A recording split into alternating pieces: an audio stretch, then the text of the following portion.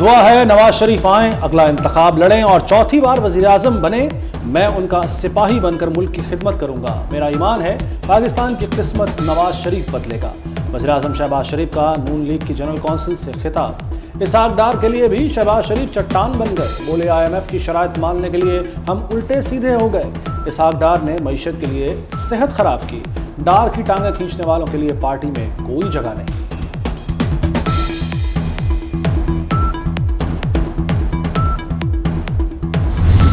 मुल्क को बनाने वाले हाथ कभी मुल्क को तोड़ नहीं सकते।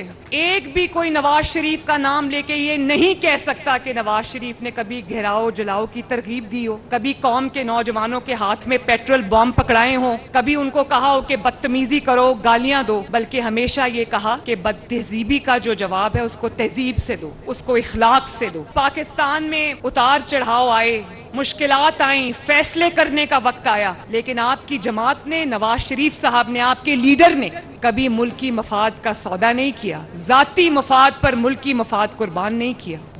नवाज शरीफ को मिटाने वाले कई आए और चले गए। इंतखाबात में क़यादत नवाज शरीफ खुद करेंगे। मरियम नवाज का दो टोक ऐलान।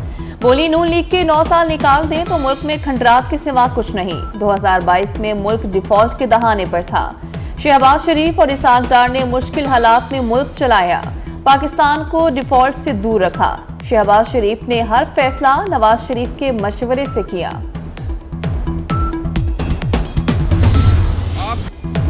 शहबाज शरीफ मुस्लिम लीग नून के बिला मुकाबला सदर मुंतखब। मरियम नवाज सीनियर नायब सदर और चीफ ऑर्गेनाइजर नून लीग बन गई। एहसन इकबाल बिला मुकाबला जनरल सेक्रेटरी मुंतखब। सेक्रेटरी इत्तलात का ओहदा मरियम औरंगजेब के पास रहेगा। इसहाक डार सेक्रेटरी फाइनेंस और सदर ओवरसीज मुंतखब। तमाम ओहदेदारों का इंतखाब आइंदा 4 साल के लिए किया गया है। नवाज शरीफ के लिए पार्लिमानी सियासत की राह हमवार। सेनेट ने नाअहली की मुद्दत 5 साल करने का बिल मंजूर कर लिया। जुर्म की सजा की मुद्दत का तयन ना होने पर नाअहली 5 साल होगी।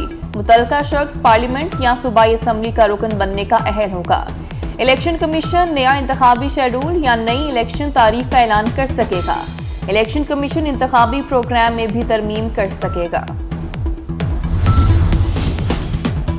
इसहाक डार की कोशिशें रंग ले आईं। पाकिस्तान को चीन से $1 अरब मिल गए। रकम मरकजी बैंक में मुंतकिल हुई। $1 अरब कमर्शियल कर्जा है। पाकिस्तान ने रवां हफ्ते चीन को पेशगी अदायगी की थी। बीजिंग ने रकम वापस कर दी। IMF के साथ नवा जायजा फरवरी में मुकम्मल हुआ। नवे जायजे के मुज़ाकरात में सिर्फ बैरूनी फंडिंग पर इत्तफाक राय होना रह गया था। ये मसला भी वज़ीर आज़म की MD IMF से 19 मई की गुफ्तगू में हल कर लिया गया था। वज़ारत खजाना ने वज़ाहती एलामिया जारी कर दिया। अगले साल का बजट नवे जायजे का हिस्सा नहीं था। वज़ीर आज़म के वादे के मुताबिक IMF को बजट तफसीलात भिजवाई गई।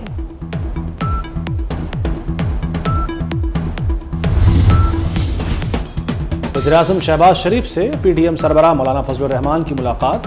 मुल्की सियासी सूरत हाल पर मुशावरत। हालिया बजट और खैबर पख्तूनख्वा के मामलात पर भी बातचीत की गई। मुलाकात में मौलाना असद महमूद भी मौजूद थे। जो कहता था मैं किसी को नहीं छोड़ूंगा, सब ने उसे जो है वो छोड़ दिया। आज जो कहता था कि मैं बड़ा पॉपुलर हूं,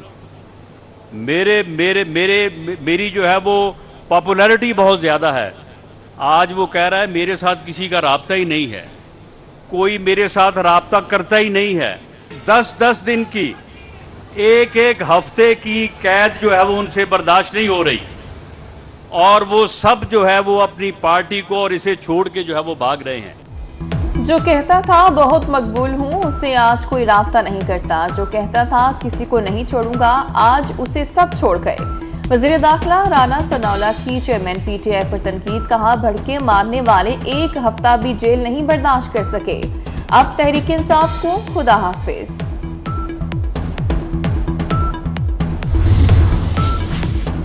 तोशाखाना केस में नैब ने चेयरमैन PTI को 21 जून को दोबारा तलब कर लिया। चेयरमैन PTI ने 58 तहाइफ हासिल किए जो तोशाखाना में जमा नहीं करवाए गए। नैब की केस से मुतालिक दस्तावेजात हमराह लाने की हिदायत। नैब ने अलकादिर ट्रस्ट केस में बुशरा बीबी को 22 जून को बुला लिया।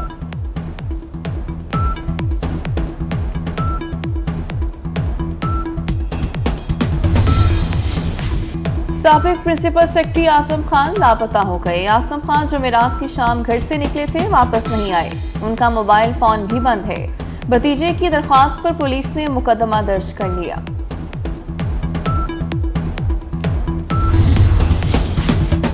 साबिक वफाकी वजीर हम्माद अजहर भी एंटी करप्शन के रडार पर।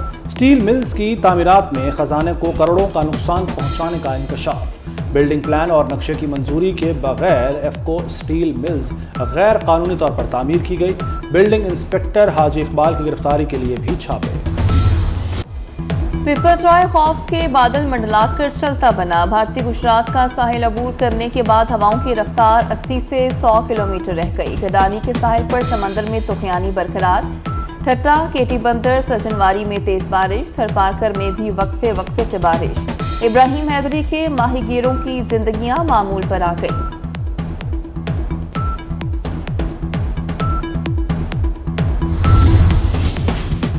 कराची सिंध है और सिंध रहेगा। पीपल्स पार्टी नफरत की सियासत का खात्मा चाहती है।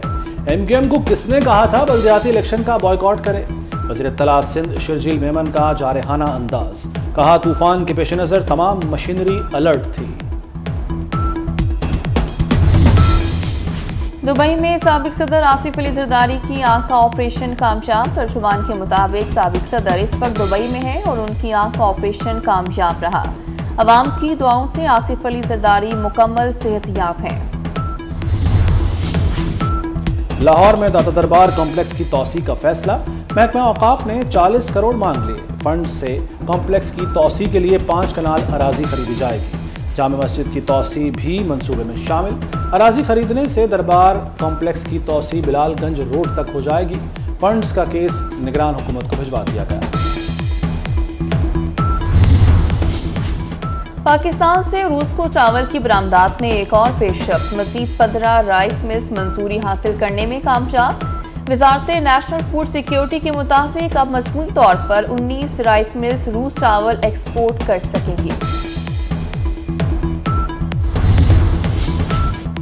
ईसाइयों के रूहानी पेशवा पोप फ्रांसिस को अस्पताल से डिस्चार्ज कर दिया गया। गैर मुल्की मीडिया के मुताबिक पोप फ्रांसिस सर्जरी के बाद 9 रोज अस्पताल में रहे। पेट में तकलीफ की शिकायत पर सर्जरी की गई थी। Chairman Pakistan cricket board management committee Najam Sethi कहते हैं हाइब्रिड मॉडल पर भारतीय मीडिया ने गलत खबरें चलाई। हाइब्रिड मॉडल एक हल है, कोई ब्लैकमेलिंग नहीं। भारत की तजवीज थी पूरा एशिया कप एक ही न्यूट्रल वेन्यू पर कराया जाए। अब पाकिस्तान में 15 साल बाद टूर्नामेंट होने जा रहा है। श्रीलंका में भी मेजबानी हमारी ही होगी।